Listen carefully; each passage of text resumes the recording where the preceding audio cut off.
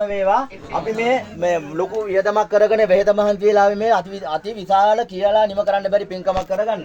ඉතින් ඒ නිසා කවුරුත් මේ වෙලාවේ මේ වඳින පුදනේ ඒවා බොහොම කෙටියෙන් කරන්න. මේක සම්පූර්ණ වුණාන් පස්සේ අපිට හිතේ හැටියට පෙරලි වඳින්න කරන්න පුළුවන්. මොකද අද ආපු කාලේ මේ වඳින්න පුදන්න කාලේ නාස්ති කරන්න එපා. මල් ටික ගෙන අපිට ටික පූජා කරන්න. පූජා කරලා මේක අපි කොත පලන්දලා ඒ වැඩ ටික වුණාන් පස්සේ පෙරලි අපි වඳිමු. මොකද ඒ කාලේ නාස්ති කරන්න එපා. ඒ නිසා සියලුම දෙනා තමන් ආපු කාරණේ උපරිම ප්‍රයෝජනෙ දෙන්න. දාඩිය මහන්සියක් නෑර වෙහෙතයි මහන්සිය ගෙදර ගිහිලා වෙහෙත මහන්සිය ඔක්කොම අපි අරගමු.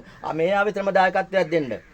මේ ශ්‍රම දායකත්වයක් දුන්නා කියන්නේ බුදුන් අපි සංසාරේ මේ මනුස්සාත්මයන් ලබාගෙන හැදුව වැඩුව ගුරුවර දෙමව්පියන්ටත් පින් සිද්ධ වෙන වැඩක් මේ කරන්නේ. අනිත් එක මේ වගේ දෙයකට අපිට අවස්ථාවක් ලැබුණා කියන්නේ රජ කාලෙත් අපි මේවට උදව් උපකාර කරන්න ඇති නැත්නම් මේ වගේ අවස්ථාවක් අපිට ලැබෙන්නේ නැහැ. ඉතින් ඒ නිසා අපි කවුරුත් එකා වගේ වෙහෙස මහන්සියක් කියලා එකක් ගණන් ගන්නම එපා. ගෙවල් වලට ගිහිල්ලා තෙල් බේත් ගාගෙන ඒවා මේවා අපි මේවා කරගමු.